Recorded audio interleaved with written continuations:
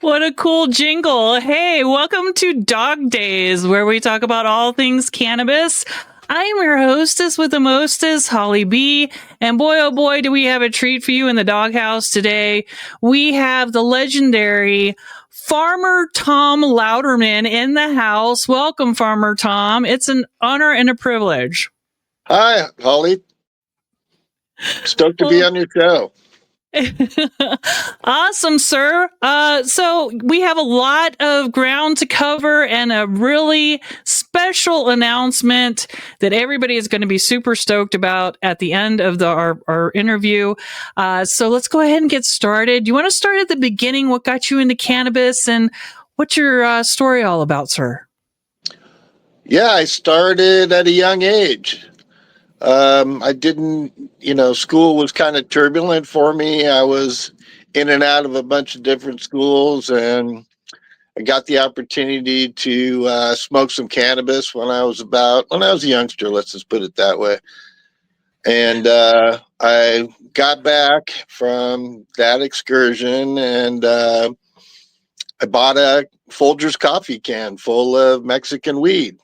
I'm from San Diego, California, where I was born and raised, and that's where the first half of my life took place. And now I live in Brush Prairie, Washington, outside of Portland, Oregon, and we've been here for 22 years now, and we love it here. So my story starts back then. I bought a Folgers coffee can full of weed, and cannabis seemed to be what I was looking for in my life. I had gone to psychologists and psychiatrists, and they were trying to figure out what was up with me. So they wanted to get me on Ritalin and all these other things, but I flat out said no way. And I learned how to answer all their questions. And I found cannabis, and I knew at that moment that I had found what I was looking for, that I had a natural substance that could help me through every day of my life. And it still does as of today. So I took that can and, I put it in a shoebox lid, and I cleaned out all the stems and seeds, and I forced myself to roll joints because for a young kid, cannabis isn't always there for you, right? Yeah. So you want to get every opportunity. So I rolled it all up because I knew if I learned how to roll joints and I carried rolling papers with me, there would be more opportunities to consume cannabis, especially in San Diego. So I struggled with rolling papers, didn't struggle. By the time I rolled the can full of cannabis up into joints, I was pretty darn good at it. So I kind of used the 2-pile method. And so I rolled up all these joints, and I sold some of the joints, smoked a lot of them, shared a lot of them with my friends. And that's kind of where it all started. By the time I was 16 and I got my driver's license, I found Mount Helix in San Diego, where there's an amphitheater up on top and a big cross up there. So up there, they would sell, it was like an open air cannabis market and mushroom market, and kind of a drug market for the most part, but they weren't selling meth or anything. It was just mainly cannabis and mushrooms and hashish and those types of things. There was probably a little acid going around too back then in the 70s. So, I started hanging out up there, slinging a little bit, met the top guy with the best weed and the best prices. And, that kind of started my journey, and part of my journey in cannabis. So I had, by selling it, I always had a supply for my medical needs. Yeah. And I had some run-ins with the police in Mexico. We were big surfers, and this is back down when Upper Baja really didn't have much going on, a bunch of dirt parking lots. And we finished surfing for that day, and the federales pulled up behind us and searched my car and found my bamboo bong, and yeah, they confiscated it, and they confiscated a little bit of weed that we had, and they took us back to the Federale station in Rosarita, and one of my mom's friends, and so yeah, they got me out, and I still had like 3 joints in the ashtray. So my Volkswagen. So I decided, well, I'm gonna get in trouble anyways. We might as well still go surfing. So we went and surfed for the afternoon, and then headed back across the border. And of course, I heard a little bit about it, but not too much. And then I was surfing again a few months later in Ocean Beach in San Diego. And I was surfing the pier, and the pier was kind of a place where people were selling. It was like an open air cannabis and mushroom and, illicit product market.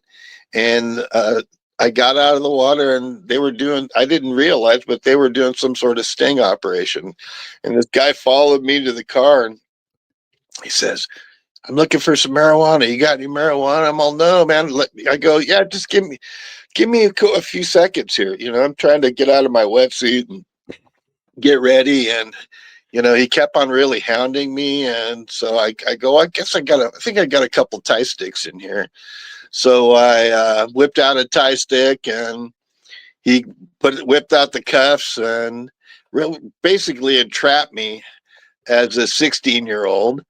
And I got in trouble for that.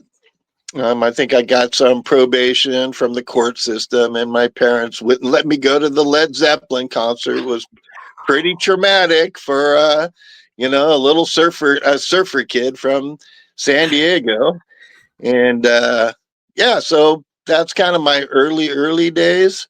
Yeah. I started growing when I was about that same age, because Mexican was coming across the border, and I was a landscaper, and we had plastic pots and compost. So I just started throwing the seeds in there and see what was going on, because I wanted to grow my own, because I could support and I felt better about growing my own than I did about smoking Mexican cannabis, because back in the day they're sparing paraquat. And one of my friends, Roger Hersey, his grandfather had a little greenhouse in back, and he didn't want to smoke in paraquat either. So he would grow marijuana for us in this little greenhouse behind the house of his house. And so he would also make us these bamboo bongs with soapstone bowls. That's going way back. So as that bong got confiscated in Mexico, but yeah, that's kind of that. Those are my early days. I pretty much consume cannabis every day for my medical. It just kept me balanced, and I knew I could get through every day using cannabis. So it's always been medical for me. Yeah. It's always been a therapeutic that I use daily, and it's got me to this point in my life. Let's see what else.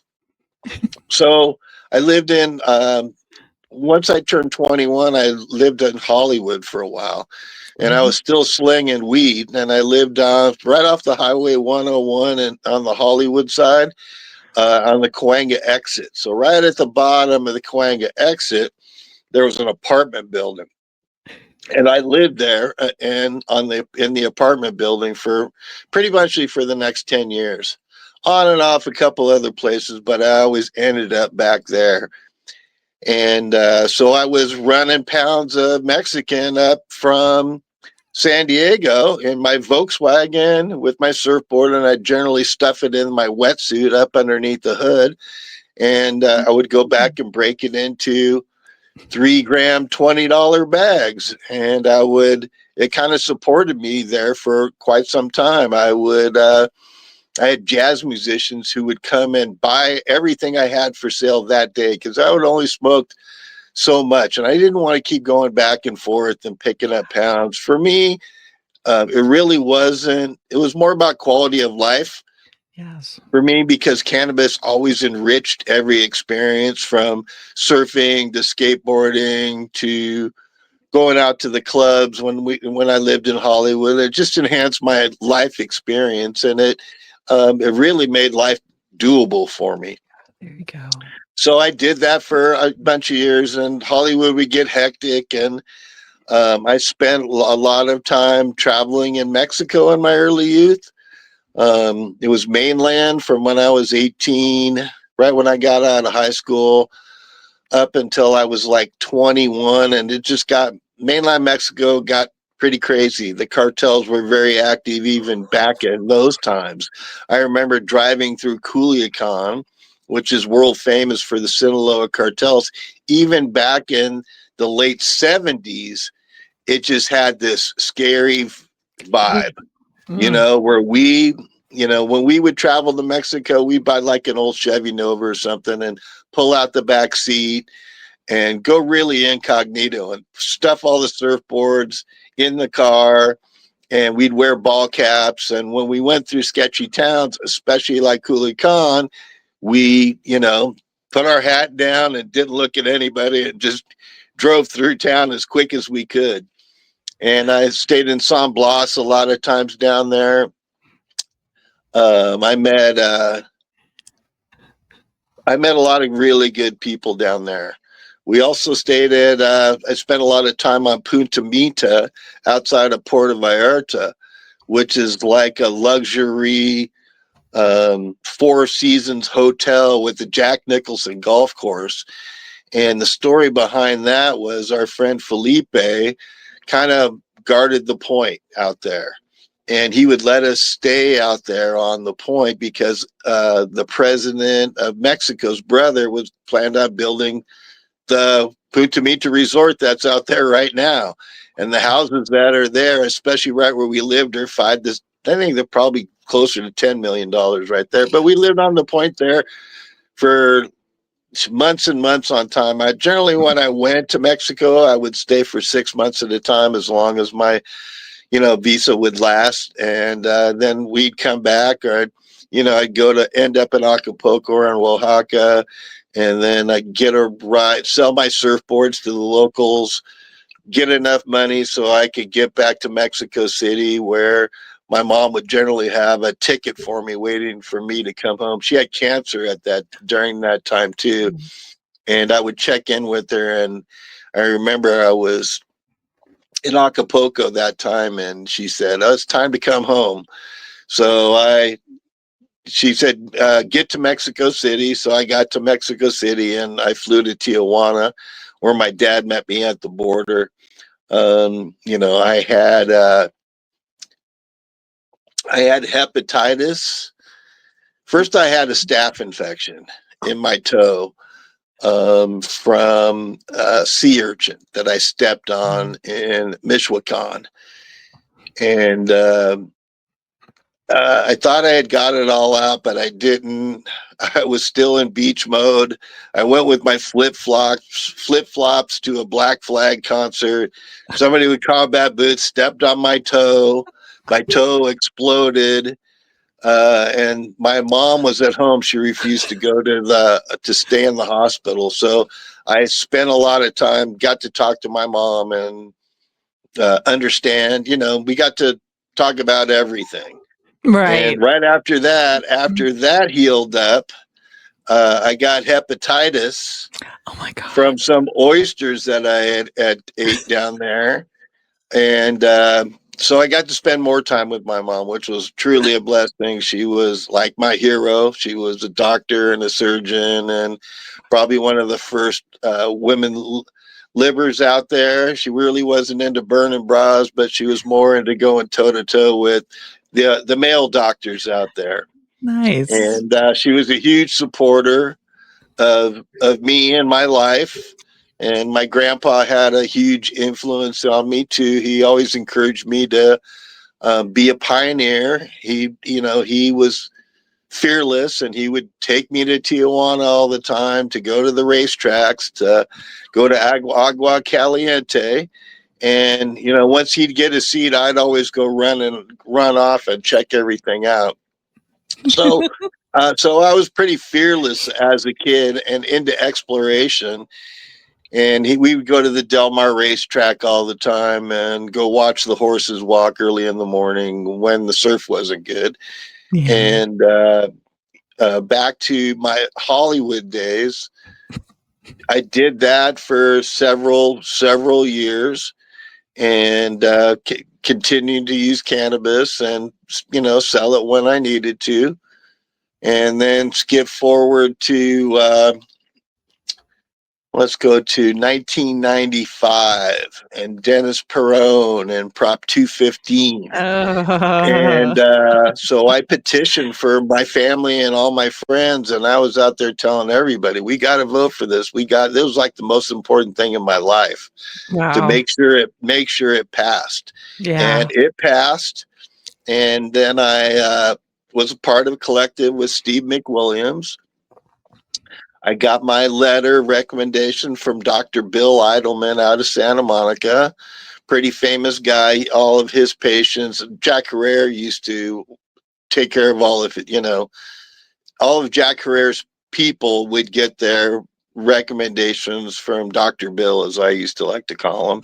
He became another really good friend of mine who I've spoke with at events. Him and David Bierman, who my mom worked with at San Diego State back in the 70s too. So Bierman came from Haight-Ashbury Free Clinic to San Diego State to run the student health service. And my mom and him battled a little bit because she really wanted the job. But he was turned out to be a really good guy, and I spoke with him on many stages over the years too. So it's like it yeah, it was pretty amazing. I had Wow.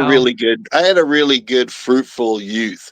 So Yes. our collective garden, we had what I like to refer to as the Noah's Ark of cannabis collectives. Mm. We had every race, creed, color, illness, AIDS patients, cancer patients, quadriplegics, old people with glaucoma and arthritis. And we had 20 patients, and I was the grower, and Steve was the face, and we were very active. We would go to the town council meetings all the time in San Diego with our 4-inch pot plants, put it up on the stand since it was legal, and tell the town council of San Diego how safe cannabis was Awesome. and how they should, not come down so hard on people just trying to help themselves and better their lives. Yes. And we educated them that cannabis was safe and this wasn't heroin or meth or fentanyl or any of Yes. the super hard drugs. How it was just it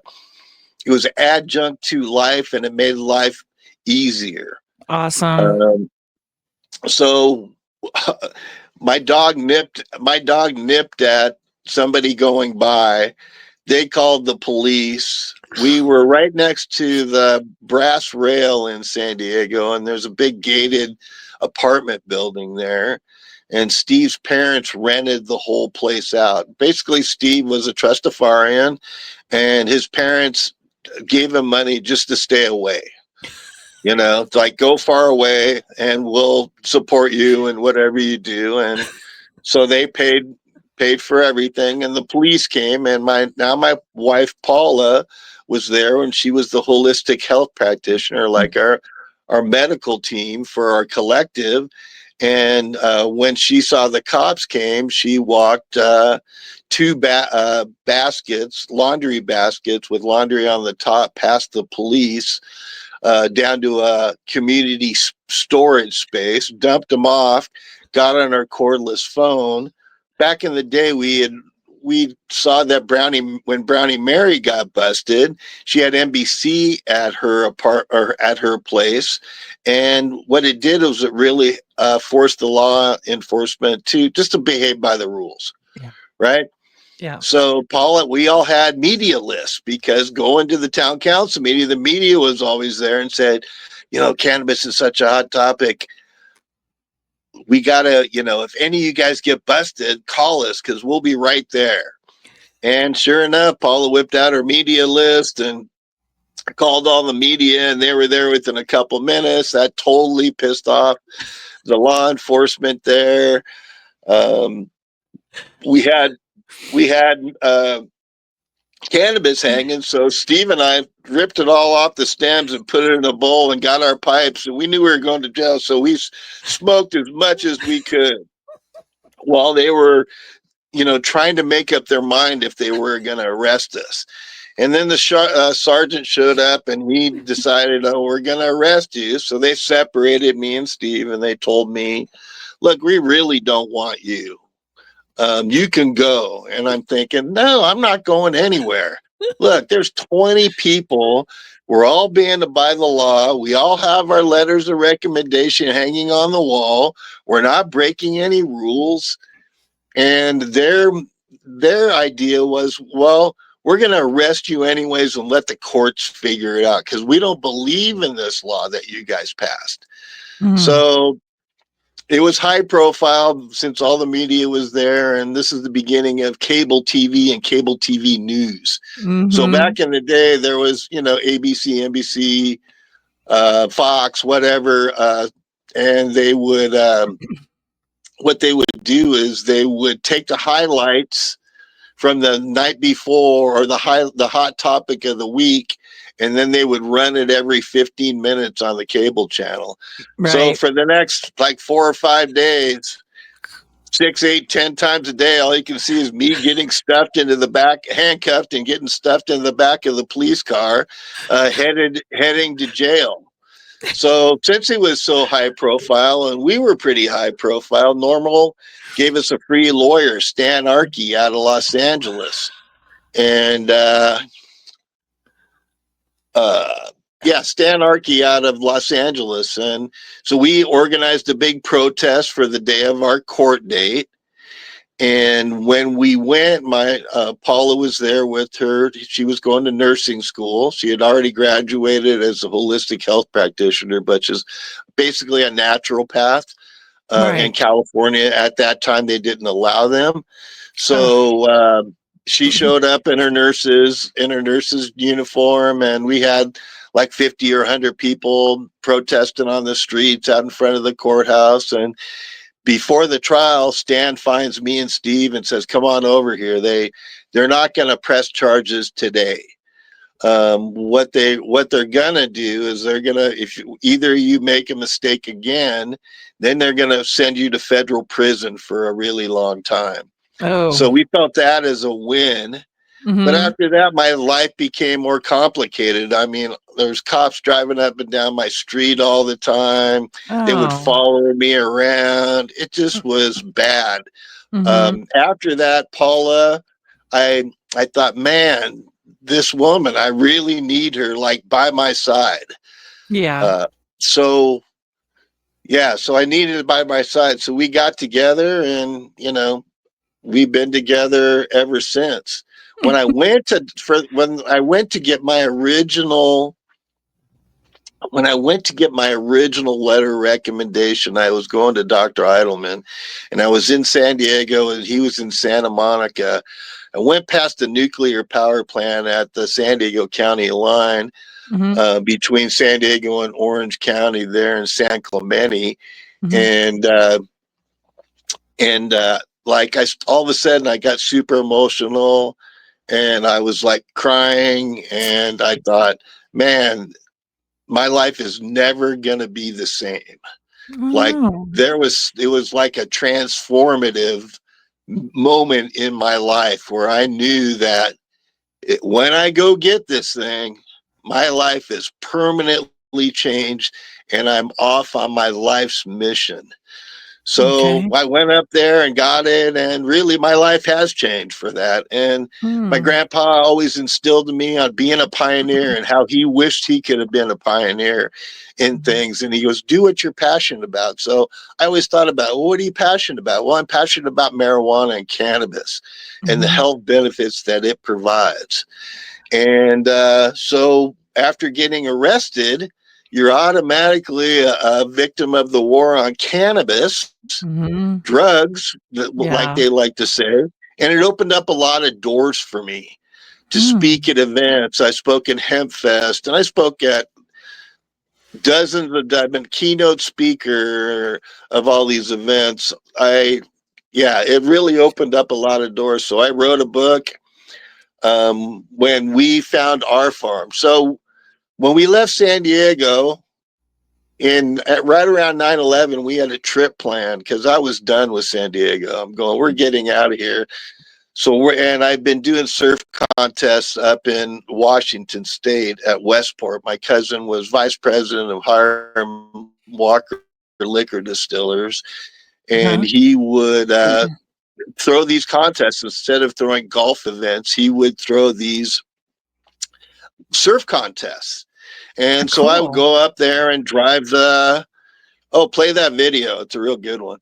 I would love to. Unfortunately, this platform doesn't like other platforms. It doesn't play well with others, unfortunately. Well, it's my personal. It's if you just play the video, press the play button. There's no music, and it's my video. That's amazing. Yeah. So this is a grow I did. Yeah, this is a grow I did for a customer of mine. It was 58,000 plants on 58,000 plants on 50 acres in Central Oregon. And so we'll talk a little bit about that, but you can keep that running. It really gives everybody a good idea of, because a lot of people always says, well, what do you do, Farmer Tom? Da, da, da, da, da, you know, so well, I grow cannabis, and exactly. I come from a landscape background. Oh my gosh, it all makes sense now. Right. So it was my passion. I did landscaping. I learned about scaling up. I spent a lot of time on my previous partner's dad's cattle ranch out there in Arizona, where he taught me about scaling things. And, I was one of the first ones to use T-tape drip irrigation. Beautiful. And, yeah. So, but anyways, back to moving up here. So we did the tour. We found some places that we liked, and we found somebody was looking for a land partner in Williams, Oregon, of all places. It's definitely Williams, Oregon is the Garberville, Bryceland hub, like of Humboldt in Oregon. Wow.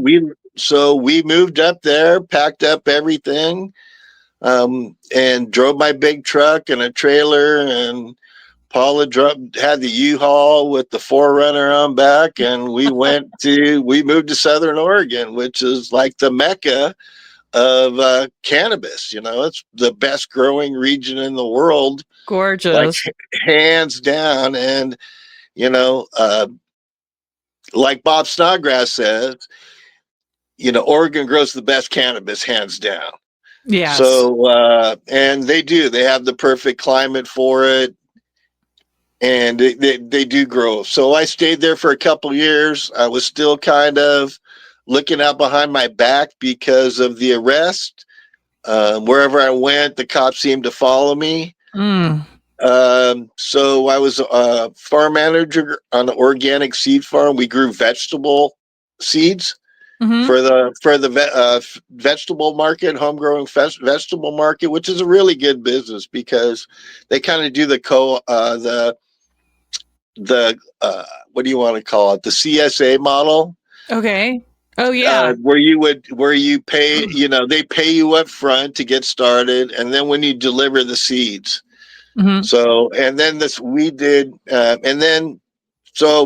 anyways, we worked on that farm. The lady sold the farm, and there wasn't much work there, and it was buying property there. All the Californians were moving in, and it was just too expensive